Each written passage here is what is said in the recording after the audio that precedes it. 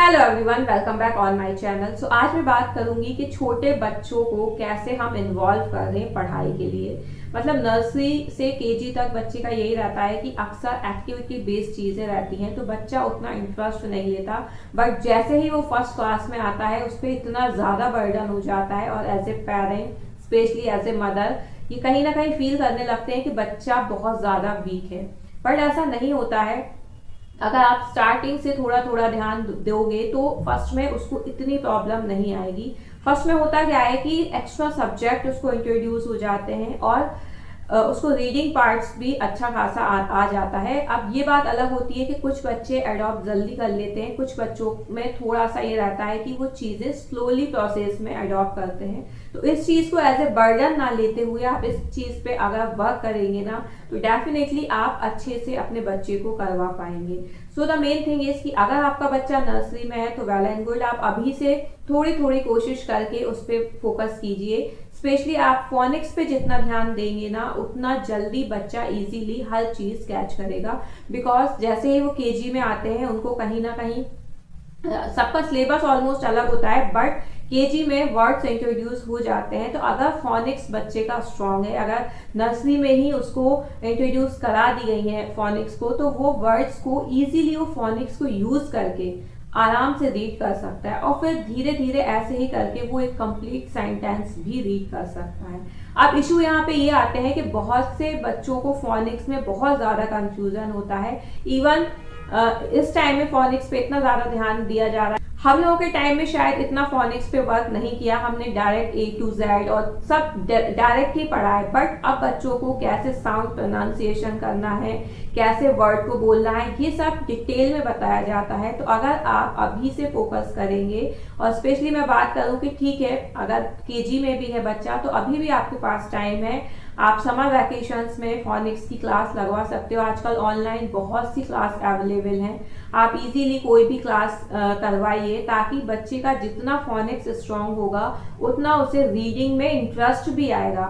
यहाँ पे एक बात आती है इंटरेस्ट की भी। क्या होता है बच्चे के सामने जब हम एकदम से रीडिंग पार्ट रखते हैं उसे इंटरेस्ट नहीं आता। सबसे पहले तो इसलिए इंटरेस्ट नहीं आता क्योंकि उसे चीज़ें समझ में नहीं आती। अब समझ में नहीं आती और हम एक एक वर्ड बोल के पढ़ा रहे हैं तो फिर उसकी कहीं ना कहीं वो हैबिट हो जाती है। उसे ये फील होता है कि मम्मा बताएगी तो हमको रीड करना है।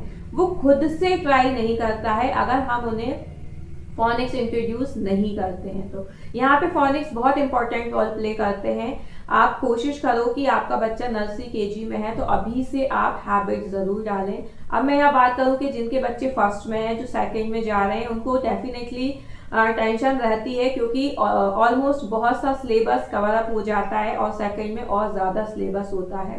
तो अभी भी आप कोशिश करें कि समर वैकेशंस में उनकी क्लासेस ज़रूर लगवाएं और घर पर एटलीस्ट आप रीडिंग ज़रूर कराएं। रीडिंग तो वैसे भी इम्पॉर्टेंट होता है क्योंकि बच्चे को रीडिंग अच्छे से आनी चाहिए और उसके लिए आपको मेहनत करनी होगी। अगर बच्चा प्रॉपर रीडिंग नहीं कर पा रहा है तो आप फोनिक्स क्लास भी लगवा सकते हैं। एंड द सेकंड थिंग कि आप उसे कोई ऐसी वीडियोस दिखाएं जिसमें रीडिंग से रिलेटेड पार्ट हो।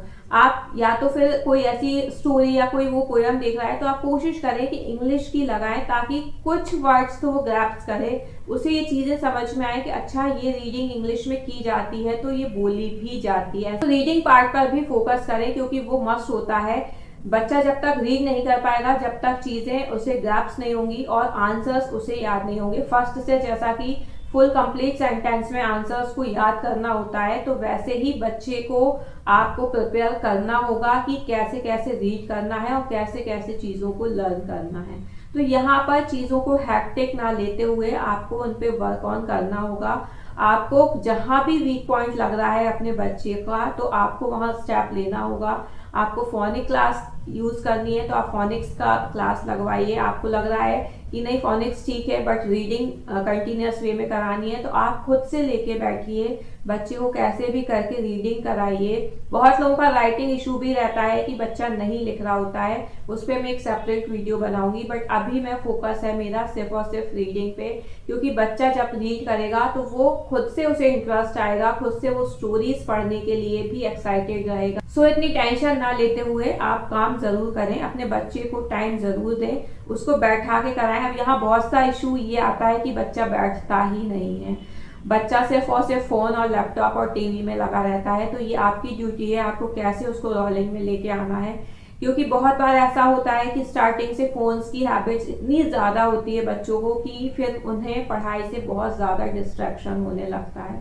तो कम दें, यूज़फुल चीज़ें दें। ऐसा नहीं है कि बच्चा कुछ भी स्क्रॉल कर रहा है, कुछ यूज़फुल उनके लिए हो, कुछ वैल्यू निकल के आए, वही कंटेंट उनको दें। अदरवाइज आप ऐसी हैबिट शुरू से ही ना डालें, क्योंकि लास्ट में बहुत ज़्यादा प्रॉब्लम होती है बच्चे से फ़ोन लेने में।